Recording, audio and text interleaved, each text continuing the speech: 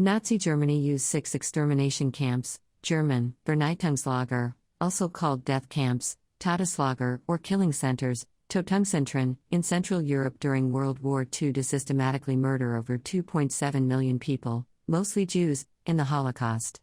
The victims of death camps were primarily murdered by gassing, either in permanent installations constructed for this specific purpose, or by means of gas vans.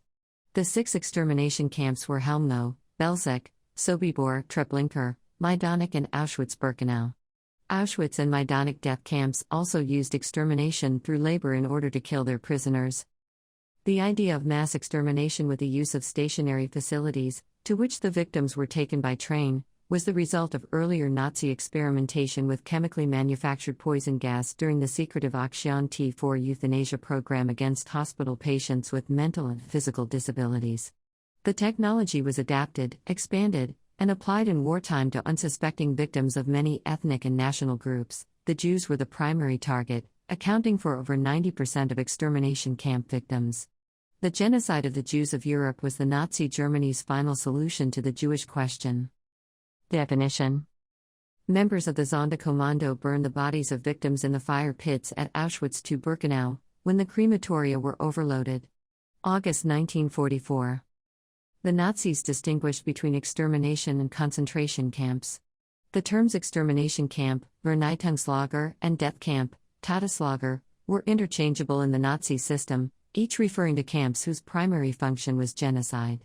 6 camps meet this definition, though extermination of people happened at every sort of concentration camp or transit camp. The use of the term extermination camp with its exclusive purpose is carried over from Nazi terminology.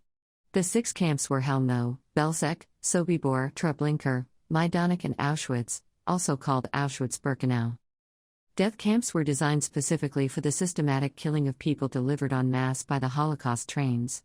Deportees were normally murdered within a few hours of arrival at Belzec, Sobibor, and Treblinka.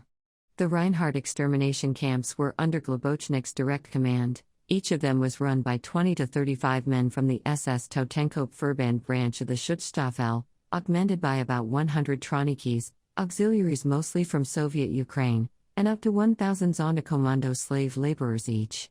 The Jewish men, women and children were delivered from the ghettos for special treatment in an atmosphere of terror by uniformed police battalions from both Orpo and Schupo. Death camps differed from concentration camps located in Germany proper, such as Bergen-Belsen, Oranienburg, Ravensbrück, and Sachsenhausen, which were prison camps set up prior to World War II for people defined as undesirable. From March 1936, all Nazi concentration camps were managed by the SS Tötungszentren, the Skull Units, SSTV, who operated extermination camps from 1941 as well. 33. An SS anatomist, Johann Kramer, after witnessing the gassing of victims at Birkenau, wrote in his diary on September 2, 1942, "Dandy's Inferno seems to me almost a comedy compared to this. They don't call Auschwitz the camp of annihilation for nothing." The distinction was evident during the Nuremberg trials, when Dieter Wislitzany, a deputy to Adolf Eichmann, was asked to name the extermination camps, and he identified Auschwitz and Majdanek as such. Then, when asked, "How do you classify the camps Mauthausen, Dachau, and Buchenwald?"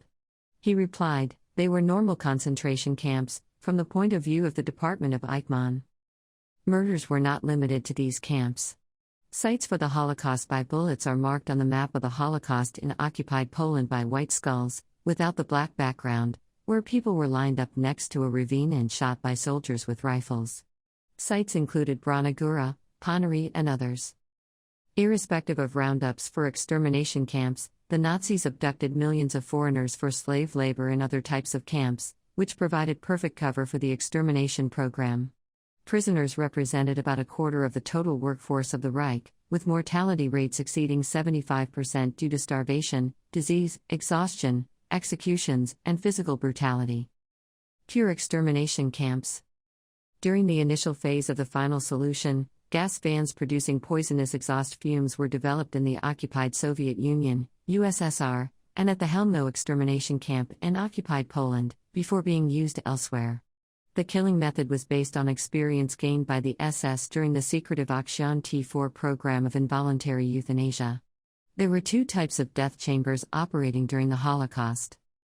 Unlike at Auschwitz, where the cyanide-based Zyklon B was used to exterminate trainloads of prisoners under the guise of relocation, the camps at Treblinka, Belzec, and Sobibor, built during Operation Reinhard, October 1941, November 1943, used lethal exhaust fumes produced by large internal combustion engines. The three killing centers of Einsatz Reinhard were constructed predominantly for the extermination of Poland's Jews trapped in the Nazi ghettos. 40. At first, the victims' bodies were buried with the use of crawler excavators, but they were later exhumed and incinerated in open-air pyres to hide the evidence of genocide in what became known as Aktion 1005. The six camps considered to be purely for extermination were Chełmno Extermination Camp, Belzec Extermination Camp, Sobibor Extermination Camp, Treblinka Extermination Camp, Majdanek Extermination Camp, and Auschwitz Extermination Camp, also called Auschwitz-Birkenau.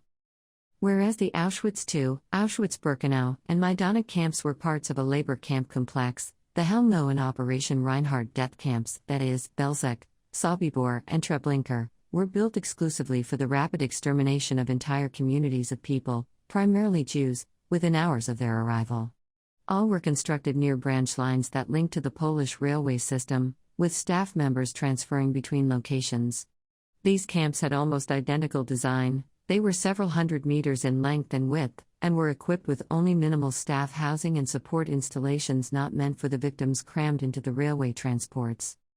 The Nazis deceived the victims upon their arrival, telling them that they were a temporary transit stop, and would soon continue to German Arbeitslagers, work camps, farther to the east.